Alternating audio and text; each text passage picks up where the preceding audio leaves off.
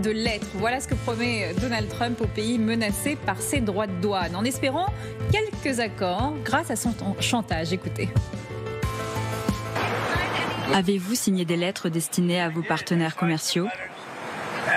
Oui, je l'ai fait. J'ai signé quelques lettres. Elles partiront lundi. Probablement 12. 12 différentes et avec des montants différents, des droits de douane différents et des formulations un peu différentes. Quels pays recevront ces lettres lundi ? Ce sera annoncé. Je dois l'annoncer lundi. Gérard Haraud, bonsoir. Bonsoir. On apprend que le ministre de l'économie, Éric Lombard, pourrait faire un deal avec Donald Trump dès ce week-end. Est-ce que ça, c'est un peu la preuve que Donald Trump a réussi son coup ? D'abord, ce n'est pas au ministre français de signer, de conclure un accord avec Donald Trump, c'est à la Commission européenne, puisque le commerce international est une compétence exclusive de la Commission. Donc la négociation est conduite par la Commission. En effet, comme vous le savez, Donald Trump nous avait donné dans son ultimatum jusqu'au 9 juillet pour parvenir à un accord commercial. Bon, voilà, on arrive, et donc il va être intéressant de savoir ce qu'il y a dans les lettres de Donald Trump. Moi, ce que je crains, c'est que l'accord qui nous sera proposé, voire imposé d'ailleurs, ressemble à celui qui a été imposé au Royaume-Uni, c'est-à-dire un accord asymétrique où on nous impose des droits de douane, 10, 20%, et en échange, on n'impose pas de droits de douane aux Américains. En plus, les Européens vont être divisés, naturellement. Il va y avoir ceux qui vont vouloir être fermes, et j'espère que la France en sera l'un d'entre eux, et puis d'autres pays comme l'Italie, l'Allemagne, les Allemands en particulier, qui exportent des automobiles aux États-Unis, qui vont sans doute être plus réticents à engager une épreuve de force avec les États-Unis. C'est une étape qui va être importante. Mais à voir la manière dont les Européens, la semaine dernière, se sont, parlons poliment, couchés devant les Américains, je me demande s'ils seront fermes sur le commerce. Donald Trump pense tellement avoir réussi son coup qu'il en a fait une vidéo pour se féliciter de son travail. Regardez.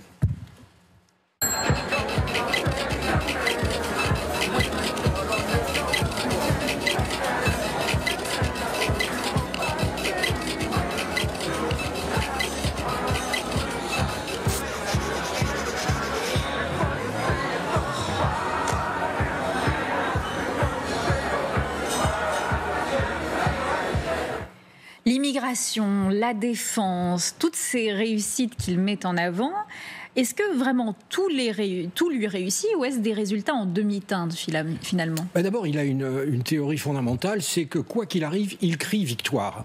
Et ça, il avait un avocat qui lui a appris ça lorsqu'il était un jeune homme d'affaires. Roy Cohn.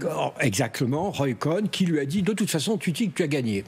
Et à force de le répéter, il y en a toujours certains qui le croient. Donc voilà, il répète qu'il a gagné. Cela étant, il a gagné quand même, sur un certain nombre de points. Il a gagné parce qu'il a imposé des droits de douane et on a dit ils avaient déjà récupéré plus de 100 milliards de dollars de droits de douane. Et surtout parce qu'il vient de faire voter ce Big Beautiful Bill, cette loi de finances, qui est quand même une loi de finances incroyable et il est difficile, quoi qu'on pense de la substance, de ne pas voir dans ce vote un succès politique de Donald Trump. On en parlera dans un instant, mais j'aimerais vous montrer quelque chose, puisque ça montre cette folie des grandeurs chez Donald Trump, puisque le prochain 4 juillet, alors c'était déjà la folie des grandeurs cette année, mais l'année prochaine, c'est les 250 ans des États-Unis, et il a même promis des combats de MMA à la Maison-Blanche. Regardez. Nous allons organiser un combat d'UFC sur le terrain de la Maison-Blanche. Nous avons beaucoup de terrain là-bas. Nous allons construire un petit stade. Ce n'est pas nous, c'est Dana qui va le faire. Dana est formidable. Unique en son genre. Nous allons organiser un combat d'UFC, un combat de championnat, un combat complet avec 20 à 25 000 personnes. Et nous allons le faire dans le cadre de 250. Nous allons organiser des événements incroyables, des événements professionnels et des événements amateurs. Mais le combat d'UFC sera également très important. Il a des lubies comme ça. Combat de MMA à la Maison-Blanche, du feu d'artifice. Ça revient à chacune de ses victoires. Alors d'abord, je vous dois avouer devant les spectateurs que c'est vous qui m'avez appris ce que c'était la MMA. Donc autant le reconnaître. Mais je voudrais faire une analyse un peu politique parce que Donald Trump a un génie politique. Et là, qu'est-ce que c'est? Le MMA, c'est un sport profondément populaire. C'est un sport qui est méprisé par les élites. Et de nouveau, c'est en faisant ce message, en donnant de la noblesse à ce sport populaire, en le mettant devant la Maison-Blanche, c'est le message qu'il envoie à ses électeurs. Il leur dit bien, je suis avec vous, je n'appartiens pas à ces élites que vous détestez. Ce dont il est le plus fier, c'est tout de même ce dont vous avez parlé il y a un instant, c'est-à-dire cette loi sur son budget, la Big Beautiful Bill. Et c'est vrai qu'il y a eu peu de résistance du côté des Républicains, Gérard. Alors, c'est un énorme succès politique de Donald Trump. Quand vous regardez la substance de ce texte, c'est un texte qui est quand même absolument ahurissant par son ampleur. Eh bien, il y avait de multiples raisons pour les Républicains de s'y opposer. C'est quand même un texte qui prive des millions de leurs électeurs de couverture sociale, etc., etc. Eh bien, ils ont grogné. Et puis finalement, ils ont voté. Et je me rappelle, parce que j'ai l'expérience du Congrès américain, c'est que ce qui est vraiment le budget, les dépenses, normalement, c'est vraiment le Congrès tout seul qui le décide. Il m'est arrivé d'aller au Congrès, et je me rappelle encore que le sénateur McCain m'avait dit, parce que l'administration Obama avait décidé de couper les crédits pour le financement de certaines opérations au Sahel à nos côtés. Et je suis allé me plaindre, et il m'a regardé, il a pris le projet de budget de l'administration, il l'a jeté dans la poubelle en disant, de toute façon, c'est nous qui faisons le budget. Eh bien là, ce n'est pas le Congrès. Le Congrès s'est vraiment couché devant Donald Trump. Donald Trump domine totalement le parti républicain.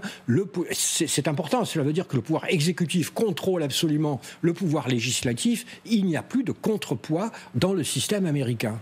Est-ce que tout lui réussit vraiment quand il dit ceci sur la scène internationale, Gérard? C'est une situation très difficile. On verra ce qu'il se passe. Je vous ai dit que j'étais très mécontent de ma conversation avec le président Poutine. Il veut aller jusqu'au bout, juste continuer de tuer des gens. Ce n'est pas bien. Ce n'est vraiment pas bien. J'étais très mécontent. Il n'y arrive pas sur ce sujet. Non, et c'est curieux parce que là, naturellement, tout le monde va dire à quel point Poutine est un génie, mais je trouve que justement que Poutine est très maladroit. Parce qu'en réalité, Trump ne demande qu'une chose. C'est une feuille de vigne qui lui permet de se retirer honorablement de ce conflit. Ce conflit ne l'intéresse pas. Il veut s'en débarrasser, mais vraiment. Et là, vous avez un Poutine qui, au lieu de lui offrir une porte de sortie honorable, de faire semblant d'ouvrir une négociation, il en rajoute, et donc il oblige Trump à faire ce qu'il n'a pas envie de faire, c'est-à-dire je vais peut-être pouvoir, je suis obligé de téléphoner à Zelensky que je n'aime pas, mais je vais être obligé de continuer à le soutenir. Peut-il changer son fusil d'épaule? C'est là la vraie question. Regardez cet éditorial du New York Post s'adressant directement au président américain. C'est le comité éditorial du New York Post qui a décidé d'envoyer cet article au président américain. Poutine ne connaît que la force. Il continuera à vous insulter et à vous ignorer si les États-Unis ne s'engagent pas à défendre Kiev. Il y a eu des doutes sur le sujet de l'armement américain envoyé à l'Ukraine. Est-ce que vous pensez qu'il peut décider du jour au lendemain de réarmer massivement l'Ukraine pour arrêter la guerre ou créer une sorte de rapport de force à cause de l'humiliation? Alors, il faut dire d'abord pour les spectateurs que le New York Post, c'est un journal de New York, comme son nom l'indique, qui est un journal très trumpiste, avec des grandes photos, des grands titres scandaleux et à l'intérieur des jeunes femmes pas très habillées. Est-ce que Trump ne veut pas s'engager dans cette voie? Trump ne veut pas s'embourber dans cette guerre, et je ne suis pas sûr, je ne le vois pas céder à toutes les pressions qui viennent du Congrès aussi. Le Congrès aussi dit il faut armer l'Ukraine. On voit bien qu'il traîne des pieds. Ça fait peut-être maintenant 3 mois qu'il dit dans 15 jours je vais imposer des sanctions à la Russie. Et il ne l'a pas fait. Et après cet appel téléphonique, il ne parle pas de sanctions. Trump veut se dégager de ce conflit, et je pense que pour le pousser à s'embourber. Il en faudrait beaucoup. L'Ukraine lui est indifférent. Zelensky, et il n'a aucune estime pour Zelensky. Mais il y a tout de même dans cette Big Beautiful Bill un aspect défense pour réarmer les États-Unis parce qu'il y a un problème de stock à l'heure actuelle, même sur les étagères américaines qui sont en fait avec le Proche-Orient, avec l'Ukraine, un peu plus chancelantes qu'auparavant. Est-ce qu'il va trouver un moyen, d'une certaine manière, de forcer les Européens à financer sa Big Beautiful Bill, c'est-à-dire en achetant américain? Ah ben, ça fait partie de la crise actuelle. En réalité, le sommet, on est en plein sommet de l'OTAN. Pour nos partenaires, il est évident que la garantie américaine est absolument essentielle et qu'ils sont prêts à faire beaucoup pour conserver cette garantie américaine. Et lorsque les Français disent « Ah ben oui, mais ils n'achètent pas européen », mais honnêtement, si vous étiez polonais, acheter un Rafale, c'est français, c'est un avion français. Je ne vois pas ce que ça apporte vraiment aux Polonais par rapport à acheter un F-35. Parce que lorsqu'on achète un F-35, on a l'impression en prime d'acheter une garantie de sécurité américaine. Et donc, les Européens vont dépenser beaucoup plus. Petit 1, ils vont acheter américain pour essayer de dire aux Américains « restez là ». Et deuxièmement, il faut bien dire que de toute façon, la base industrielle européenne est insuffisante pour répondre à tous les besoins européens. Donc oui, nous allons acheter, nos partenaires européens vont acheter américain, ils vont acheter encore plus américain qu'ils le faisaient jusqu'ici. Mais pourtant, Gérard, vous avez entendu Benjamin Haddad, qui était notre invité juste avant, ministre délégué chargé de l'Europe. Pour lui, il faut acheter européen, forcer les autres pays à acheter européen.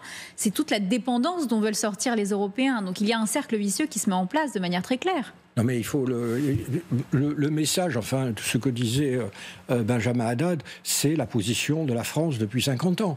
Nous sommes la voix qui, comme on dit de Saint-Jean-Baptiste, la voix qui crie dans le désert. Ça fait 5 mois, j'ai passé 30 ans de ma carrière à essayer de défendre la défense européenne. Mais je peux vous dire que la France, on était seul à défendre la défense européenne. Pour les Européens, la défense européenne, c'est l'OTAN, ce sont les États-Unis. Donc, au fond, nous en sommes arrivés à espérer que les Européens, subissant toutes les rebuffades de Donald Trump, finalement se disent bah oui, les Français avaient raison, mais nous n'en sommes pas encore là. Est-ce que Donald Trump va réussir à ne pas s'embourber dans le conflit du Proche-Orient, c'est-à-dire ce qu'il se passe à Gaza? Écoutez ce qu'il dit à ce sujet. Il pourrait y avoir un accord sur Gaza la semaine prochaine. Je suis très optimiste, mais vous savez, les choses changent de jour en jour. C'est pour cela que pour Gaza, oui, vous pouvez dire Gaza, vous pouvez dire que j'ai hérité de l'Iran. Comme vous le savez, nous avons libéré de nombreux otages à Gaza. Mais malheureusement, vous savez, nous sommes arrivés et nous avons hérité de cette situation. Vous y croyez à ce cessez-le-feu? Il peut y avoir un accord. Je crois avoir vu en venant ici que le Hamas avait accepté un projet d'accord qui est négocié par les Américains.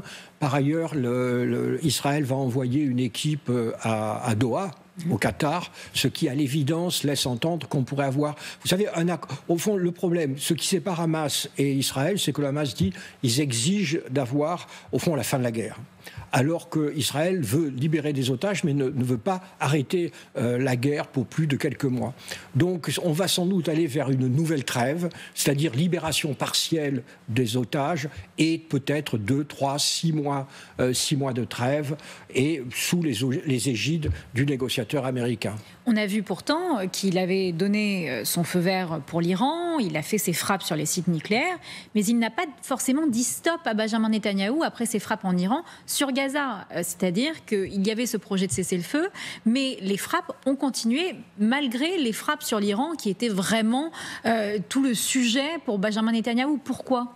Alors, d'abord, Donald Trump fonctionne sujet par sujet. Là, il traitait l'Iran, et puis d'une certaine manière... Pour lui, le sujet, c'est l'Iran. Les intérêts américains, c'est-à-dire les intérêts des monarchies du Golfe, les intérêts du pétrole, ce sont là les intérêts américains. Gaza, franchement, Trump n'a pas de préoccupation humanitaire, il n'a aucun intérêt, financier en ce qui concerne, et il est indifférent à la question palestinienne, et il est plutôt pro-israélien. Donc je pense que c'est pour lui une sorte d'épine du pied, cette guerre qui dure, mais ce n'est pas un sujet essentiel à ses yeux. Est-ce qu'il peut encore se concentrer sur la scène internationale alors que sur la scène intérieure, ça continue tout de même d'être tendu, notamment sur l'immigration, avec la police ICE chargée du sujet. Cette semaine, cette police a été renforcée par l'armée et les Marines en Floride. Est-ce que cette politique va s'accentuer alors que maintenant, il a désormais le budget pour, en plus de ça? Évidemment que cette politique va s'accentuer, parce que dans ce budget assez étonnant, vous avez quand même de quoi passer, de tripler quasiment les effectifs de la police de l'immigration. Ce budget fait de la police de l'immigration un budget supérieur à celui du FBI, de la CIA. C'est incroyable, hein. C'est, je crois, 150 milliards de dollars. Donc, cela veut bien dire que la lutte contre l'immigration va être la priorité absolue de cette administration, de cette administration, et c'est son choix politique fondamental. Mais je voudrais aussi m'arrêter, si vous me permettez, sur cette idée de cette grande loi qui est un succès, à l'évidence pour Donald Trump. C'est aussi aux yeux des électeurs, c'est aussi la preuve que Trump a été élu, c'est le suffrage universel, et Trump change les choses. Parce que pendant 30 ou 40 ans, on élisait un centre-gauche, un centre-droit, et fondamentalement, les choses ne changeaient pas vraiment. On n'avait pas l'impression que le suffrage universel entraînait un changement de destin national. Eh bien, Trump est en train de réhabiliter la politique. C'est assez étonnant. Et de nouveau, c'est pas une question d'approuver le contenu de cette loi, mais c'est quand même un message très très fort lancé aux autres démocraties. Je suis élu, je change les choses, quitte à bousculer les habitudes et les usages. Quitte à avoir des dérives autoritaires également ? Quitte à avoir des dérives autoritaires, parce que justement, vous savez, dans le combat populiste, on dit que justement le pouvoir est paralysé par les juges, par les contre-pouvoirs. Eh bien, Trump, justement, c'est l'inverse. C'est au fond la démocratie illibérale. C'est-à-dire qu'il ne veut plus des contre-pouvoirs, il ne veut plus des juges qui s'opposent à la volonté du peuple. Il est, lui, la volonté du peuple, et la démocratie, c'est la volonté du peuple. C'est ça son raisonnement, et il est en train de le mettre en œuvre, comme Orban l'a mis en œuvre en Hongrie. Quel est l'avenir du camp MAGA, Gérard Araud ? On a vu peu de résistance au Congrès, certes, mais certaines voix d'électeurs s'élèvent. L'exemple le plus fort, c'est la fameuse mamie MAGA. Regardez, Pamela Hemphill, qu'on va voir à l'écran. Cette femme qui n'a pas voulu être graciée par le président américain alors qu'elle a participé aux émeutes du Capitole. Est-ce qu'il y a un sursaut tout de même de certains électeurs qui voient que il y a des promesses, certes, qui sont mises sur la table, qui sont confirmées par le président américain, mais ces dérives autoritaires peuvent également éloigner certains électeurs. Vous savez, on reconnaîtra un arbre à ses fruits, c'est-à-dire que ce qui va compter, finalement, c'est l'économie, en grande partie. Est-ce que l'économie est-ce que ça va fonctionner, bien fonctionner, ou est-ce qu'au contraire, comme disent tous les économistes classiques, il va y avoir de l'inflation, il va y avoir, notamment à cause des droits de douane. C'est amusant parce que dans la loi qui vient d'être votée, qui va priver 16 ou 17 millions d'Américains de couverture sociale, cette partie de la loi ne sera mise en œuvre qu'en 2026, c'est-à-dire après les élections législatives de novembre 2026. Donc, à l'évidence, les républicains ont un peu peur du résultat, mais ils espèrent aussi que ça marche aussi bien que lors du premier mandat. À la fin du premier mandat de Donald Trump, on était à 3% d'inflation, 3% de chômage, 3,5% de croissance. Moi, je suis convaincu que sans le Covid, Donald Trump était réélu. Et donc, ils espèrent sans doute qu'il y ait le même effet au cours du deuxième mandat. Qu'en est-il du clan Trump ? Est-ce qu'il a un avenir sur la scène politique américaine ? On se rappelle pourtant de ces théories du complot assez insistantes sur les clans au sein de l'élite américaine, les clans Kennedy, le clan Biden, le clan Clinton. Ils représentaient une forme d'élite qui contrôlait l'Amérique pour le camp MAGA. Et pourtant, Trump, c'est aussi une histoire de famille, finalement. Ah oui, il y a sa propre famille, et notamment il y a son fils aîné, qui a une aussi grande gueule que lui, pour parler poliment, et qui a peut-être des ambitions politiques. Vous avez celui qui est pour le moment est évidemment qui est sur les starting blocks à 3 ans de l'élection, c'est évidemment J.D. Vance, le vice-président. Et lui représente, vous le savez, plutôt une extrême droite réactionnaire, religieuse, très obsédée par les questions familiales. Avec une véritable idéologie. Avec une véritable idéologie. C'est un idéologue, c'est un intellectuel, un écrivain. Mais il y en a d'autres. Il y a aussi des mini-Trump au Congrès, ou le fils Trump d'ailleurs, qui peuvent dire qu'ils vont faire du sous-Trump, qui vont évidemment se dire ça a marché 2 fois, pourquoi ne pas faire la même chose? Eric Trump a laissé entendre que lui ou un membre de sa famille pourrait se présenter à l'élection présidentielle. C'est une des premières fois qu'ils le disent assez clairement. Vous y croyez réellement? Moi, je croyais pas. Moi, je pensais pas que ce serait Eric. Je pensais plutôt que ce serait Donald Jr., qui est beaucoup plus présent. On a vu au Groenland. Exactement, au Groenland, qui est beaucoup plus présent, qui est beaucoup plus agressif. Parce que Eric, jusque-là, c'est plutôt celui qui gère la maison pendant que le papa est à la Maison-Blanche. Mais c'est en effet une idée qui est là, parce que vous avez donc les 2 fils, mais vous avez aussi les belles-filles. Vous savez que c'est, je crois, une des belles-filles qui est le trésorier du Parti républicain. Il y a un côté affaire familiale. Ils prennent ça en main de manière familiale. Donc ça peut être le cas que le Donald Trump Jr., surtout s'il a la bénédiction du père, il peut en effet essayer d'y aller. Vous notez quelque chose d'assez important, c'est le rôle des femmes dans ce clan Trump, mis en avant chez les MAGA, avec la femme traditionnelle, mais qui également travaille. C'est vrai que c'est un concept assez particulier évoqué en politique. Oui, en effet, il y a Vous savez, souvent on pense que Trump étant quand même un macho, il a été condamné pour viol, il accumule les obscénités. En réalité, les femmes ont voté Trump et elles ont voté en majorité Trump, même les femmes éduquées. Donc il y a en effet un mouvement de femmes conservatrices qui suivent Donald Trump. Moi, je me rappelle être allé à Fox News, sur Fox News, la chaîne conservatrice américaine, et là, j'étais entouré que par des femmes qui toutes étaient blondes, sur stiletto, et qui étaient très, un peu des caricatures, mais qui étaient des farouches défenseurs de Donald Trump, et elles étaient toutes passées par la chirurgie esthétique. On le voit notamment avec sa porte-parole très jeune, qui a à peine 30 ans et qui est très virulente. Oui, le personnage, c'est un des aspects. Il a un côté à la fois macho à l'ancienne, mais par ailleurs, il a promu des femmes à des postes importants. Dans son cabinet, il y a des femmes, même s'il y a beaucoup plus d'hommes que de femmes, il y a quand même des femmes, notamment à l'éducation, ou la secrétaire générale de la Maison-Blanche. Justement, une autre femme qu'il met énormément en avant, c'est son épouse, qui avait un peu disparu de la scène, mais qui revient, en tous les cas, pour la Big Beautiful Bill. Regardez. On a fait des promesses et nous les avons tenues. C'est le triomphe de la démocratie à l'occasion de l'anniversaire de la démocratie. Je pense que j'ai probablement eu les 6 premiers mois de mandat les plus réussis en tant que président. Et je pense que c'est ce que les gens disent. C'était assurément les meilleurs 6 mois. Et je sais que les 2 dernières semaines, il n'y a jamais rien eu d'aussi grand en termes de victoire. On a tout entendu sur ce couple, et pourtant elle reste. Oui, c'est quand même quelqu'un qu'il est difficile de lire, si j'ose dire, parce qu'elle ne dit rien, elle se tait.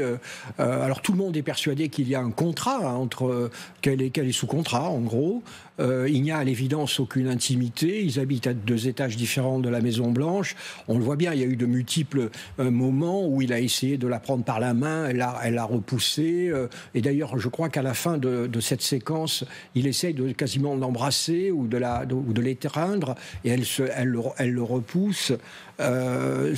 C'est un personnage assez étonnant.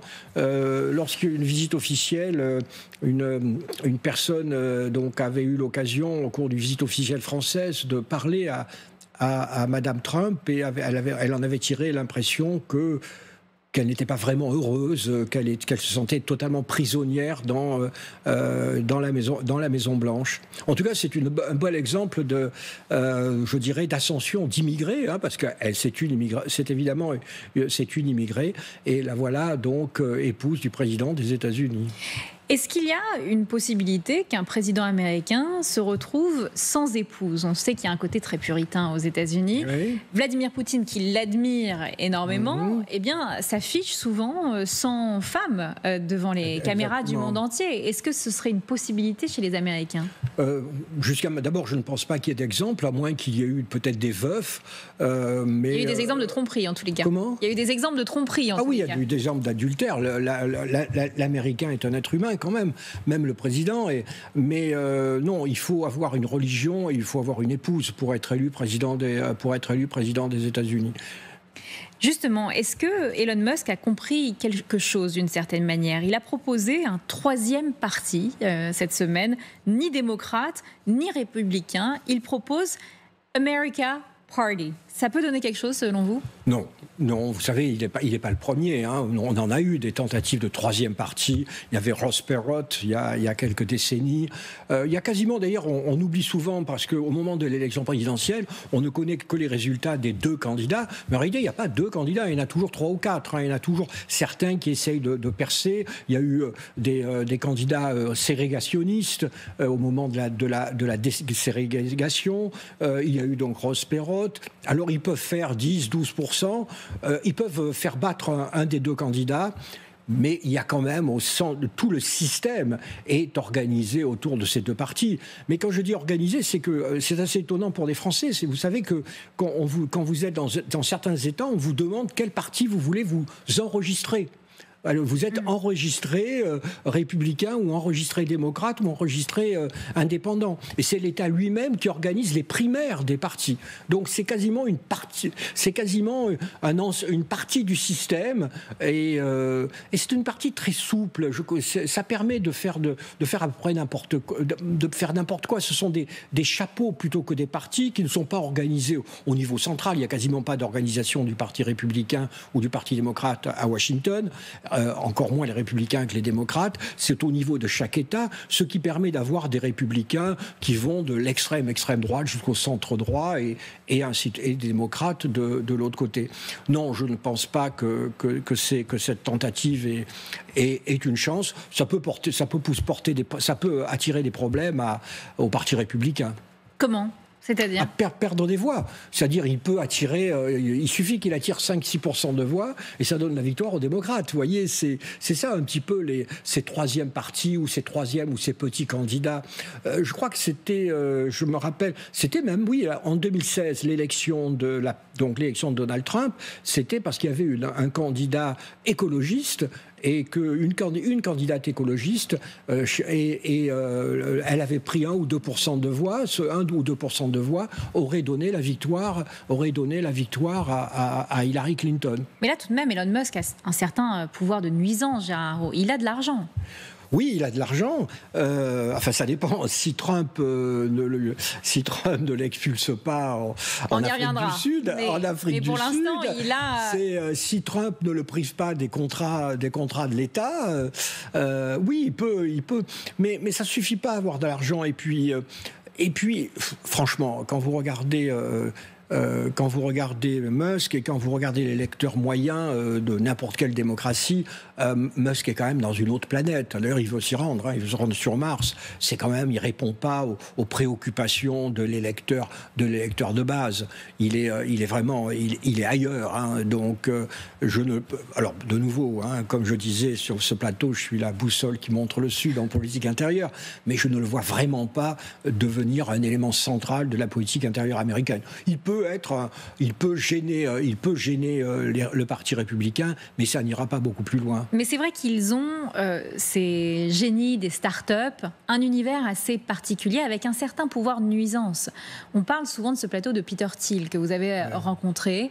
Ces personnages qui pensent qu'il y a un avenir où il ne faudrait même pas d'élection, nommer tout de suite un président, ici de la Silicon Valley, pour avoir une sorte de puissance puissance hors norme des États-Unis. Et sans oublier une sorte de transhumanisme complètement fou, hein, où on va modifier l'être humain, on va atteindre peut-être la vie éternelle, l'éternité pour l'être humain. Moi, je regardais cette interview donc de Peter Thiel par un éditorialiste qui s'appelle, je crois, Duhat. Je conseille à chacun de le regarder sur YouTube. C'est effrayant. On a vraiment, d'abord, on regarde le personnage, et je l'ai rencontré. On a l'impression de quelqu'un d'une sorte d'intensité maladive en face de vous, qui vit totalement dans son propre univers. Alors, on peut aussi, on a le choix. J'imagine que quelqu'un qui aurait 15 ou 16 ans dirait, c'est ça l'avenir, oui, le vieil ambassadeur, il ne peut pas comprendre. Peut-être. Hein. On n'espère pas tout de même. On n'espère pas, mais en tout cas, pour quelqu'un comme moi, c'est, je dirais, c'est même pas effrayant. On a vraiment l'impression qu'ils sont... Qui sont perdus, et que quelle que soit par ailleurs leur fortune, ils sont quand même très loin de comprendre l'américain moyen et encore moins le français moyen. Alors, en réponse à Elon Musk, Donald Trump a répondu ceci, écoutez Gérard. Vous savez, il est obsédé par le fait de perdre ses subventions pour les véhicules électriques. Il est très contrarié par ça. Mais vous savez qu'il peut perdre plus que ça. Je peux vous dire qu'Elon peut perdre plus que ça. J'ai entendu que vous pourriez expulser Elon Musk. Je ne sais pas. Je veux dire, nous devrons y jeter un coup d'œil. On pourrait mettre le Doge sur Elon. Le Doge est le monstre qui pourrait se retourner et manger Elon. Ne serait-ce pas terrible ? Il reçoit beaucoup de subventions. Et c'est vrai, on parlait de cela. Est-ce que Trump pourrait aller jusqu'à l'expulser ? Vous pensez qu'il en est capable ? Alors d'abord, Trump peut, à mon avis, le ruiner, hein, parce que d'abord, dans cette loi qui vient d'être votée, on a supprimé tout le soutien aux véhicules électriques. Alors évidemment, pour Tesla, parce qu'ils ont, comme chez nous, ils ont des subventions pour l'achat de véhicules électriques. Et là, pour Tesla, c'est évidemment un désastre. Puis par ailleurs, donc, avec Trump, lorsqu'on affronte Trump, et ça, il aurait dû le comprendre, mais que la première fois, c'est que c'est toujours Trump qui veut avoir le dernier mot. Après, Trump peut faire beaucoup plus mal, c'est-à-dire tous les contrats qui sont pour SpaceX, tous les contrats des fusées, c'est des contrats, en réalité, des contrats de l'État américain. Enfin, pas tous, une bonne partie des contrats de l'État américain. Donc, s'il perdait les contrats de la NASA, ça serait quand même très douloureux pour Elon Musk. Et à la fin, pour monter l'escalade, je ne sais pas qui, je crois que c'est Bannon, qui est un autre de ces Trumpistes de la première heure, qui a dit, mais attendez, en réalité, on sait depuis longtemps que Musk, qui était canadien, Musk, parce après l'Afrique du Sud, sa famille est partie au Canada, en réalité a violé les lois américaines pour obtenir un visa. Et donc Bannon dit, vous voyez, rétroactivement, on peut dire que sa nationalité a été obtenue de manière illégale, donc on peut la lui retirer. Et donc c'est pour cela que le journaliste a posé la question à Trump, et Trump, rien ne l'arrête. Il dit, tiens, pourquoi pas ? Enfin, je vois mal quand même l'expulsion d'Elon Musk. Cela étant, on en voit tellement des choses qu'on n'avait pas prévues, pourquoi pas ? Il dit également qu'il pourrait manger Doge d'une certaine manière.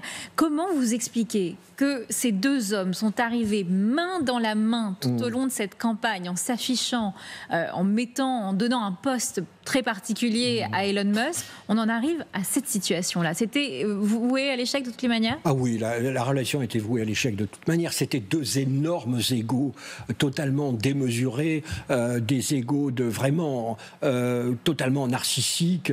Tôt ou tard, il devait y avoir une rupture. Lorsque Musk est parti de l'administration, je me suis dit, tiens, ils ont réussi à se séparer en bons termes, et puis d'un seul coup, ça a explosé une première fois, puis Musk, vous savez, Musk avait accusé quand même Trump d'être de pédophilie quand même, puis ensuite, ça s'était un peu calmé, parce que tous les financiers de Tesla avaient dit, tu te calmes, et là, c'est reparti, puisque Trump a privé Tesla de ses subventions. Ce sont deux énormes égos.